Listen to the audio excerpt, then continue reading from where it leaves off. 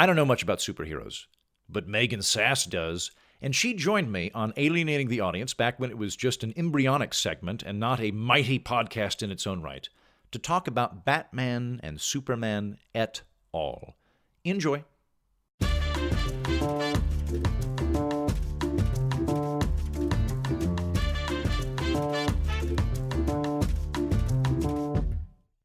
You guys, we're bringing back Alienating the Audience today, where I talk about science fiction or fantasy, or in this case, superheroes, with someone who's a deep thinker and knowledgeable and funny, and in this instance, all three. That is Megan Sass, my guest for today, a comedian. Megan, thank you for coming on.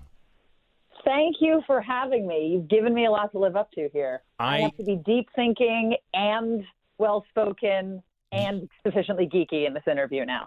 And my producer Jennings is going to keep track of whenever you end a sentence with a preposition, and then we'll have a score at the end of it. It's a new thing we're doing to intimidate guests. But Great, you know what? fantastic. I still think you're going to do very well. And thank you. I'm excited to talk to you about superheroes and the politics of superheroes. In part because this is a realm that I feel like I am coherent in, but not fluent in. And I feel like you are very, very fluent in the subject of superheroes. And you had brought up wanting to talk about three in particular, Wonder Woman, Batman, and Superman. So why those three? Well, first of all, let me say that fluency is relative. So I'm sure that there will be listeners that will say, wow, she really knows a lot about this. And there will be other listeners that say, wow, she has no idea what she's talking about, and she hasn't read these particular issues clearly. Are you accusing my audience of being super geeky? Is that what you're accusing my audience of? Guilty as charged. I'm complimenting your audience, and I'm hoping that they will prove to be geeky enough that they will leave comments that even I will learn something from. Oh, trust me, they will. That standard. We did one on Dune last week, and I've already received a couple of senior theses about Dune in email form. Fantastic. So I'm sure we'll get some good feedback. Great.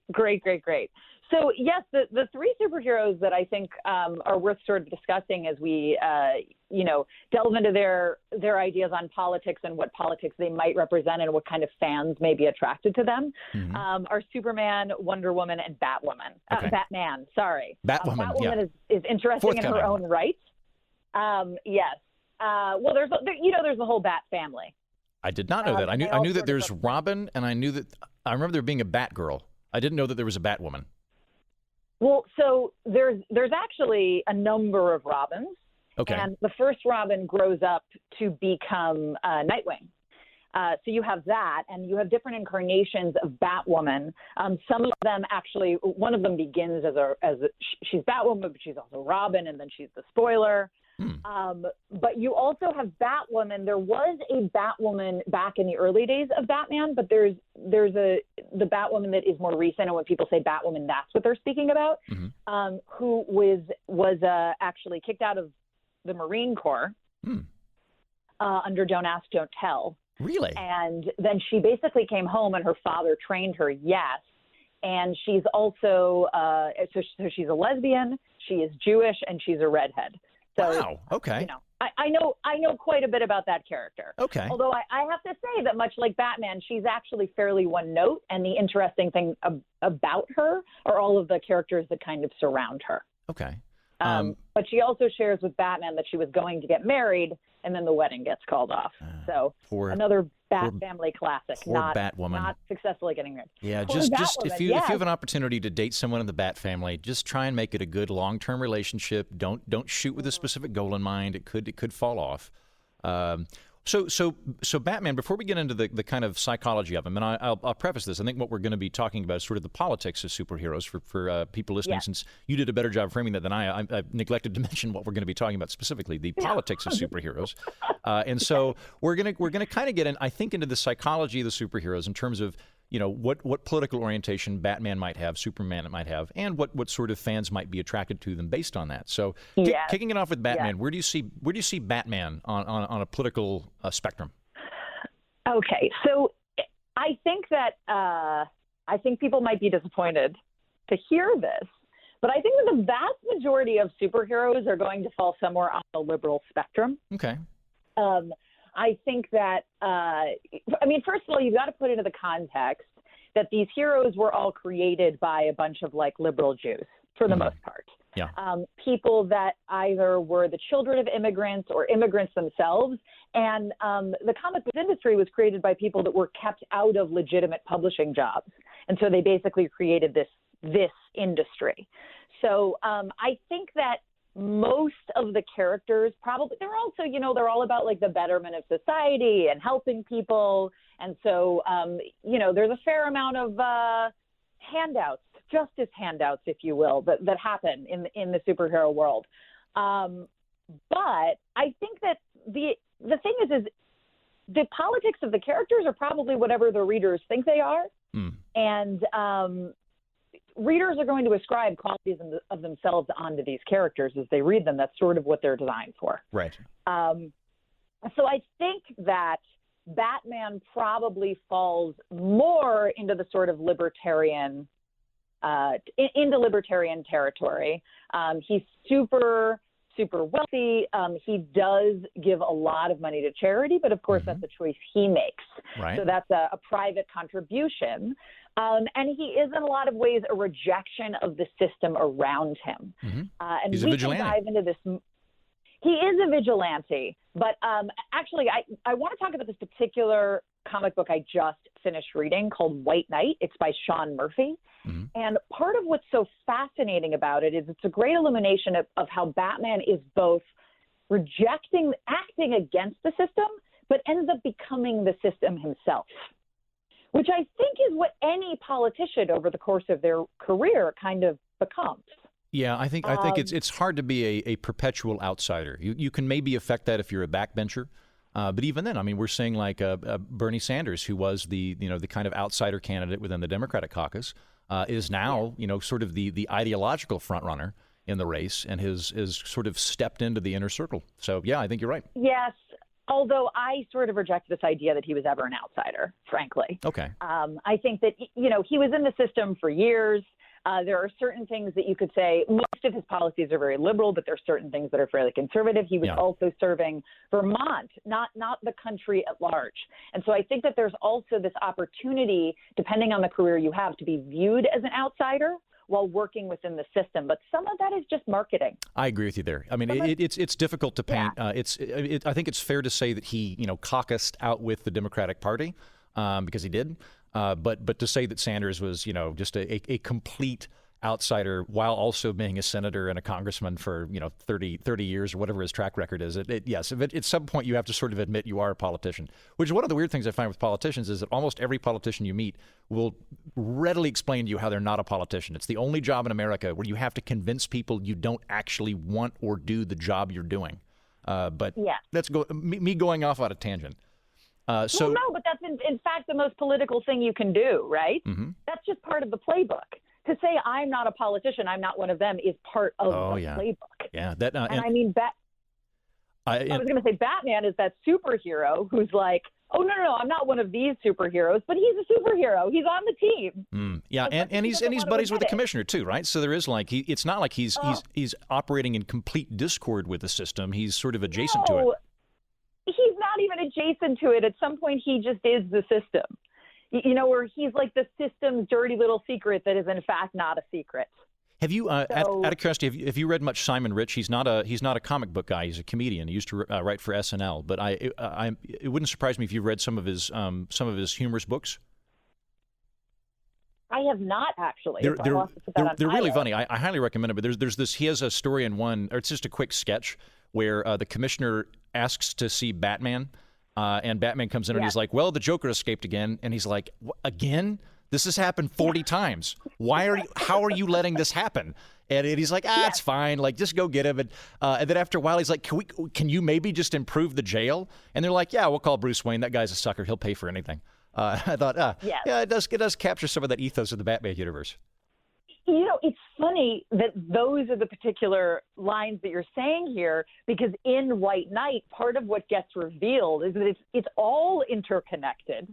And in fact, there's this secret fund that's paying for all the damage that Batman is causing. And part of the outrage is that, oh, wow, like the taxpayers are paying $3 billion a year to clean up after Batman. But then it turns out it's actually all funneled through Wayne Enterprises properties. I was about to So say, in fact, I Bruce would be Wayne is actually- amazed if the Koch brothers played into it. What a coup for the Koch fellows of Koch Fellow Institute, or the Koch Institute, if they managed to get some placement of that. But yeah, okay, Wayne Industries makes more sense. Well, but it also turns out that the biggest industry in Gotham is crime. All of the 1% in that city are making their money off of the crime industry. Okay. So it's all interconnected. That's, of course, I'm talking about one book, which I highly recommend. But I mean, the thing is also about a lot of these characters is these are not real people. I mean, clearly, just so everyone's clear, Batman, Superman, they're not real.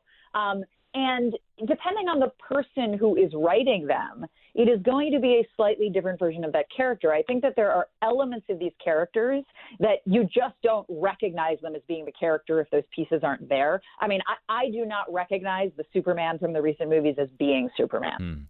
That's not Superman as far as I'm concerned. Real quick, go ahead. Sorry. Before we jump over to Superman, because we sort of pegged Batman as perhaps having libertarian elements or being libertarian friendly or something like that. I kind of view Iron Man as being in that same category. Like I look at Iron Man and I basically see Elon Musk plus a jetpack of the sort of billionaire inventor type character. Like are they? Would you put them in the same category? Well, they are in the same category in a lot of ways. First of all, they lack superpowers. So their superpowers are coming from technology and money. They're both super rich. They both sort of see themselves as playboys. I mean, I think that Iron Man, Tony Stark is truly a playboy. I think that you could argue that Bruce Wayne's playboyness is something that he puts on to sort of as its own kind of mask. Right. But I would certainly put them in the same category. And since you've brought up Marvel, I think something that is important to point out, and just so the audience is clear, that the two major publishers of comic books are DC, which actually gets its name from Detective Comics, which actually gets its name from the books that Batman was originally published in, and then you have Marvel, and you have other independent publishers. But basically, the things that separate these two genres, these two publishers, is that in DC you have these sort of godlike characters. You have these characters that were born with their superpowers and have this tremendous backstory, almost as if they're a king or a god, sort of like Superman, sort of like Wonder Woman, or they had their powers bestowed upon them for some greater purpose, like Green Lantern. Okay. And then Batman is outside of that pattern. In the Marvel universe, very often you have these characters that have that get their powers through some sort of accident. Right. It's happenstance. So like Spider-Man's Marvel, isn't he? So he gets bit by a radioactive spider. Greatness is thrust onto him. Yeah. Yes, exactly. And of course you have that line from the movie, with great power comes great responsibility. Yeah. And Batman does not have superpowers. He operates in darkness. He's in a lot of ways, he represents the best and the worst of humanity. And he has been categorized as a sort of Marvel character in the DC universe. And there is a debate among the fandom as to whether or not that's a fair statement. But I would say, like Captain America, for example, is almost a DC type superhero that exists in the Marvel universe. Well, he represents. Before we get into Captain Planet, or I'm sorry, not Captain Planet, a whole other conversation. Before we get into Captain America, I would watch that crossover. I do want to kind of hammer out Superman and Wonder Woman and kind of get this troika before we kind of start comparing DC and Marvel too heavily, because I think that's a better foundation there. So walk me through Superman then. So Batman, we've got this like tortured guy with no superpowers who is wealthy and a vigilante and potentially has maybe some libertarian leanings. How does Superman play out? Oh, well, Superman is the ultimate symbol of, truth, justice, and the American way. Right. Yeah. So he's this character, as a friend of mine says, Superman can operate in the light because Batman operates in the dark. And so he's the one that's sort of up front and center. People can look up to him. He's the symbol for the American people to look at. He's also much more universal in his quest, whereas Batman is centered on Gotham. He protects his City. Okay. Now, granted, he steps up when he has to, but he's resistant to work together with other members of the Justice League, whereas Superman is the head of the Justice League, and he encourages dialogue and he encourages teamwork. You're telling me the libertarian loner doesn't work well with other superheroes? I'm blown away by this. Go on, yeah. He does not. Okay. He does not. And in fact, there's an interesting quote from Jeff Loeb's story where Batman is fighting Superman, and he says that, like, at the end of the day, the thing that separates us is that deep down, basically, Batman will always be able to beat Superman because deep down, Clark is a good person, and I am not. Okay. So Superman, I mean, look, I think that he represents the sort of, I think, if anything, he represents the Democratic Party, but he also represents the Democratic Party that we are familiar with, that, like, the progressive side of the left would say, you're too entrenched in the system. Superman, in a lot of ways, represents the system. Now, he represents the best of the system, and he tries to make it better, but he believes in working within the system to change the system. So he's like the Hillary Clinton of superheroes, whereas Batman would be the Bernie Sanders. Blow up the system isn't working. Superman is, no, we can trust the system, we can improve it from within. Okay, so he's the establishment Democrat character, and I'm guessing exactly. somewhat broad-based too, I would think, but just because there is such a kind of like in my understanding of Superman, it tends to be fairly broad shared cultural values that truth, justice, the American way. That I think virtually anybody could subscribe to that as a good philosophy. So I wouldn't think he'd be super focused, but I don't know.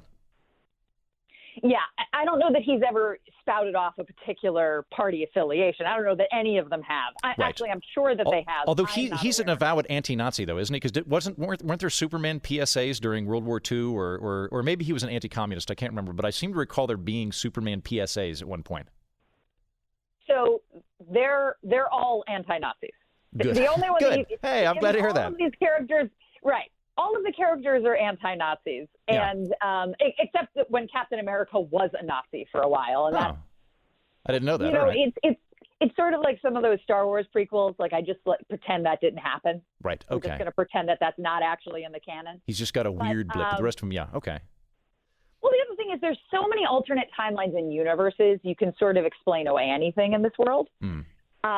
But yes, there are PSAs that happen not just from Superman, but from many superheroes. And it wasn't just, we're fighting Nazis. It's also that you do not judge another person based on their race or creed or ethnicity. That's un-American. That is an un-American value to do such a thing. Yeah. Because some of these PSAs were about not just saying we're fighting people over there, but we're fighting hate here at home. And that's sort of a shared value. And again, you've got to remember that the people creating these comic books were not only children of people that were fleeing pogroms, they're also people that were dealing with prejudice here in America. Well, I mean, isn't X-Men kind of an exegesis on the gay experience in the United States? Like that was, at least I've read that before, that it was sort of a parallel to homophobia at one point. Yeah, that is a common interpretation. I think that you could say that you could apply a lot of different forms of bigotry and map that onto the X-Men. But yes, that is a common thing, especially because it's like your powers kind of come in at puberty. Yeah. Okay. And you feel like an outsider. Absolutely. But there's a lot there. I mean, Magneto was a Holocaust survivor. Right. So there's. And I think with any of these, when you've got a comic book series spanning anywhere from 30 to 50 years, you're going to have a lot. It's not going to be one note most of the time. It's going to have a lot of themes and a lot of different things that are explored. Right. Let's get to Wonder Woman, because she's the third of this troika that you wanted to talk about. So I know virtually nothing about Wonder Woman. I'm not familiar with that particular canon. So she's from the Amazon and she has an invisible plane. This is about all I know. She's from Themyscira. She has an invisible jet. Okay. And adjust my geek glasses as I correct your wording there. Thank you. And I used to actually describe her, as I was describing anybody, as a sort of libertarian piece of this, because in fact, Themyscira is isolated and they don't like outsiders and they're all trained in how to use weaponry. But Themyscira is essentially a commune. I mean, everybody has their jobs and everybody contributes and everybody lives with each other and off of each other. So it's really not in any way a libertarian paradise. If anything, it's like a working model of communism or socialism. Maybe, although I do need to swing in here. With libertarianism, the critique of communes is not sharing, nor is it any type of group dynamic. It's merely the obligatory enforcement of power to uphold it. So, like, I personally, I'm a big fan of co-ops, and I think communes are a pretty intriguing idea. My problem with them is if they're attempting to, like, hey, we've figured out the formula for how life should work, and now we're going to force you to participate in the way we believe you should participate. That's where it gets problematic. But you could have a libertarian city-state that would be very open to outsiders and very keen on communes, as long as you were able to leave and you didn't have to participate. Gotcha. Well, you have to participate in Themyscira. Right. Okay. So it's obligatory. You don't get to chill out. You don't get to go hang out in your cabin if you don't want to do something. You're also not supposed to leave. Oh, then definitely not libertarian. Part of the reason, right? Wonder Woman is outside of the rest of the Amazonians because she leaves and she chooses to live in the world of man. She's a diplomat. So she sort of comes from what is actually like a communist background. I would say of the three, she's the hardest to peg down on a particular philosophy. Okay. But she basically, look, she highly believes in diplomacy. The Amazonians are isolationists, okay. In fact, yeah. And out of a necessity for protection. They're not totally dissimilar from Wakanda. From Black Panther, in that sense that like they are invisible to the outside world and they defend themselves, but they don't tread in the territory of the outside world. Okay. And part of that is that like the world of man is crazy. It's not safe. It's brutal. It's bloody. Is she living in, or is that society like a classical Greek Amazonian or Amazon society where it's women warriors and it's a matriarchal society? Well, it's only women. It's only women. Okay. All right. Yeah. I mean, it would have to be all women. There's only women there. Okay. Did they ever explain where they came from? Oh, there are explanations. Okay. All right. I suppose they'd hit that eventually. Yeah. Yeah. There's one explanation that's not so great. I believe that was from the New 52. The explanation was that basically they seduce sailors and they impregnate themselves, and I think they like murder all the sailors afterwards. Oh, okay. I was about to say, so far, thanks, ladies, but if they're killing everybody, that's just I'm not going to give them a bad review on TripAdvisor. Right. Well, they're actually going out to find these sailors. They're not luring them into their own house. So they're visiting them on their boats. They're screwing them. They're murdering them, and then when they have my God, they're like roving sirens. The most terrifying thing I can imagine. Exactly. I mean, look, what a way to go, though. Yeah, you know what? If I was going to, between, getting strangled by the Joker versus having a good fling on a fishing trawler out there on the coast of Brazil and then getting dumped off the side, okay, all right. You know what? I'd prefer that one. I always think of that Monty Python moment where the guy chooses his death by being chased off a cliff by running naked women. Yeah. Sort of like that. But so basically, then the male offspring, the female offspring are kept there, and the male offspring are enslaved by some other group of people. They become some sort of workers. Well, at least they're not wasteful. That's one explanation. It's not great. No, it's not great. Okay. So there's some dark elements. So is Wonder Woman then, is she a diplomat on behalf of this country? Like that's her day job as an ambassador from there to America? Or is that just she's keen on mediating disputes without violence, and that's what you mean by diplomacy? So she would be a diplomat on behalf of Themyscira. She's also she's a member of the Justice League, and she's not just serving America. She's serving the world. Ooh, okay. I mean, she's a globalist. This is the thing, is it? Oh yeah, no, but I would say that Superman is a globalist as well. Yeah, I agree. It's not. I mean, he's all over the place. The person who is a true isolationist is Batman. But the thing that Batman has to come to understand, and I would say this would be the critique of libertarianism here, is that you don't live in a vacuum, no matter how much you would like to. So when if the world is going to be blown up, Gotham is going to be blown up. Well, again, to clarify a couple of things, libertarians don't tend to be isolationists. Libertarians tend to be in favor of free trade and free movement of people. So they tend to be very much a globalist, or maybe not a globalist philosophy, but one which does not balkanize into sovereign nations that are holding themselves up. So I think the isolationist thing would probably be more appropriate for, say, like a Trump character. Trump, I think, is an isolationist, or at least when I try to make sense of his foreign policy entanglements, he seems to be an isolationist. Yeah, I don't know. Here's the problem. I think it's hard to pin down Trump on any one particular thing, because I think that he's going to say he's an isolationist one day, and then he's going to say, the following day he's got the mother of all bombs. The only two things he seems to really have a consistent view on are that, one, he is the most awesome person in history, and two, tariffs are good, and everything else is kind of up for dispute. I guess I'm sort of thinking about like Representative Thomas Massey from I'm from Cincinnati, and he's in Kentucky. That he's like, he has a lot of libertarian values. But yes, he does. Yeah. Super anti-foreign involvement. Right. Okay. Yeah. So I'd say libertarians definitely tend to be intervention skeptics. Yeah. Well, not just intervention skeptics. He's also about like the trade of technology. It seems to be he's very skeptical about. Oh, I don't know.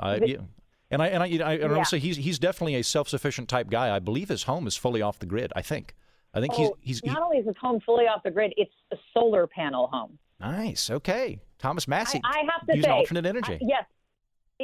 Yes, I can agree with the vast majority of politics, but I do respect that. Okay. Yeah. So Wonder Woman would, by the way, be super pro solar panel. Okay. All right. I would say she's definitely an environmentalist. Okay.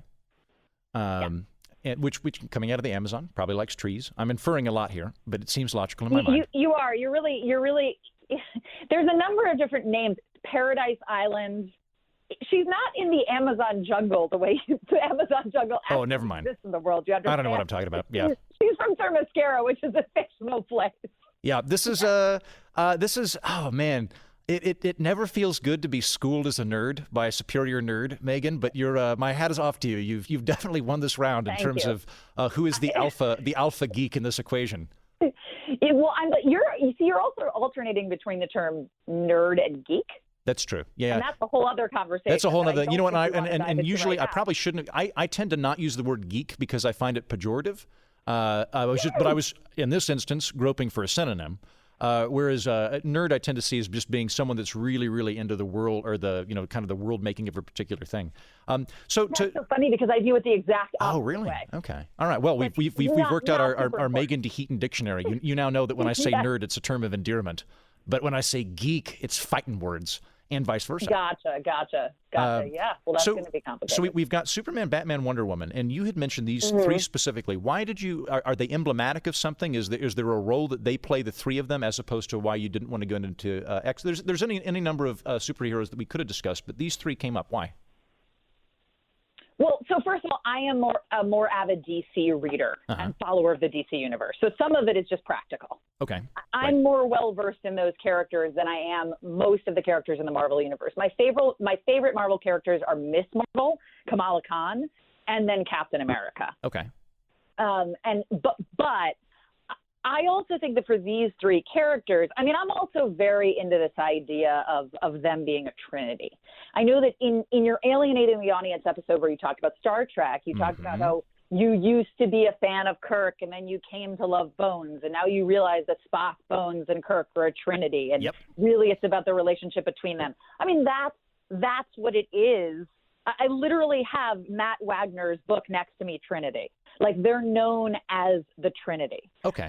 And so part of the thing, I think, look, this is part of my philosophy on political and religious beliefs and philosophy, is that you don't want to get too ingrained in one idea or specifically one way of doing things. I think that not all opinions are equal, and I would even go so far as to say not all opinions are valid. Dehumanizing beliefs about human beings are invalid. Sure. But there are different approaches to problems, and it's in them working together that things get done in the most effective way. I completely agree with you. One of the early episodes we did on this program was with Arnold Kling, of whom I am a big fan. And I think you and I have talked about this, Megan, before, but he's got this theory that there's, three heuristic models for progressives, conservatives, and libertarians. Progressives tend to have a dynamic of oppressor and victim. conservatives tend to have a dynamic of civilization versus barbarism. Libertarians tend to have a dynamic of voluntary versus coercive. And I look at, say, like pot legalization. I'm like, I think the best heuristic there is probably coercive versus voluntary. But if we get into, something like civil rights, oppressor versus victim makes sense to me there. Like, that would seem to be a situation where maybe the lens I'm using most of the time doesn't apply in every instance.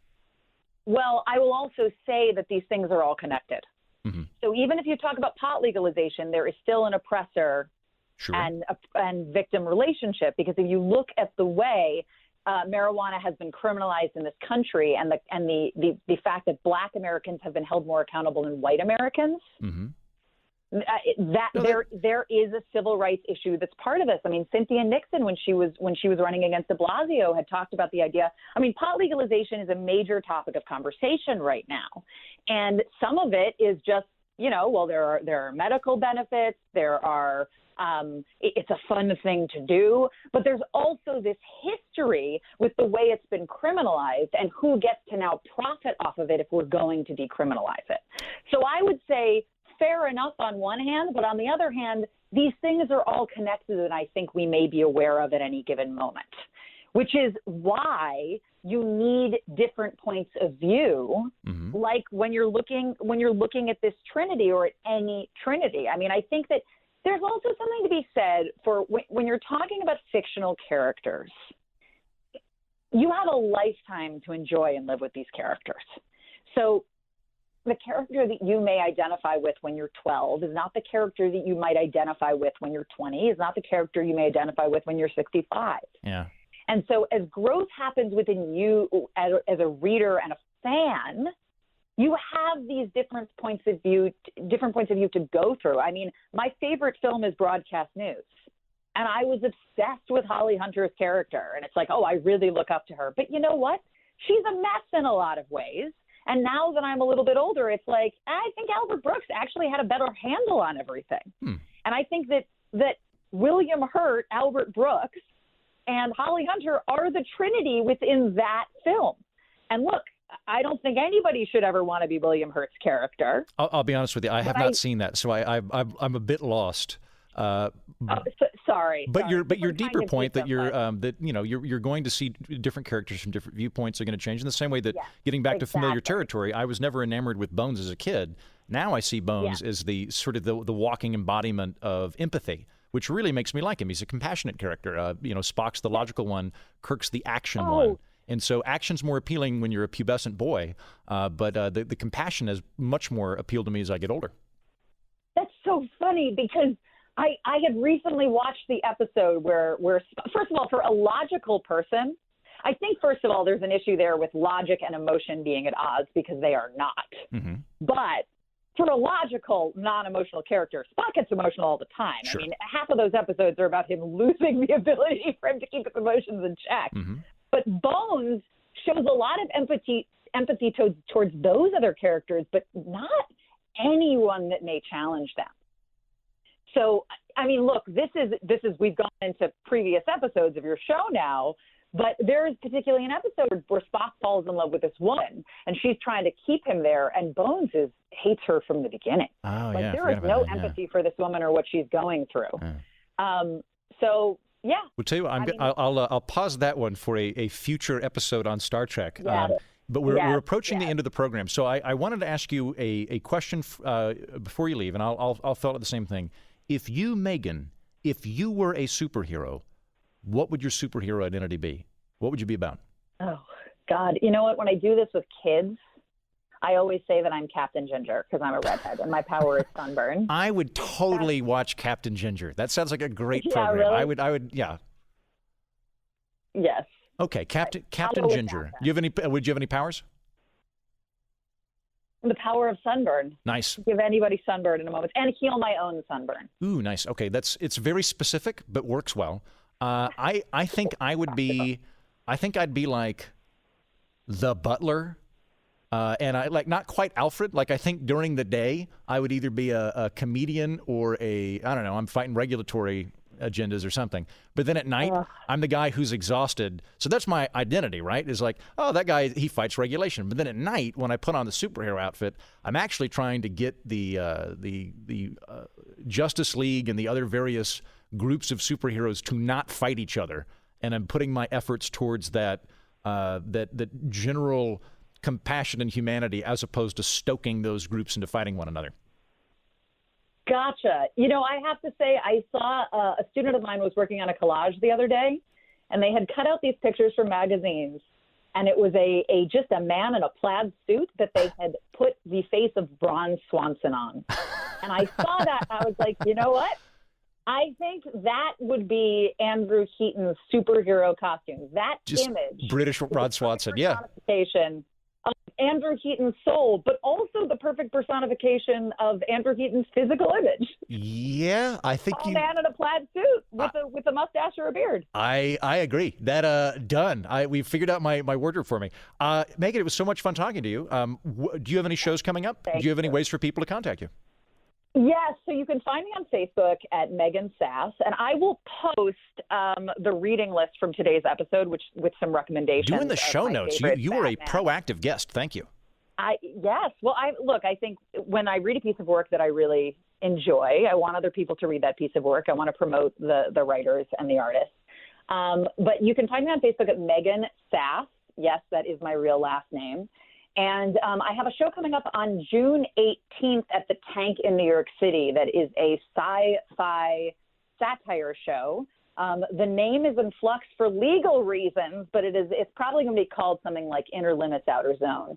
It's going to be a parody of The Outer Limits and Twilight Zone and Night Gallery and Black Mirror and that sort of sci-fi genre, with a focus on political satire. Nice. All right. You can check that out. Yes.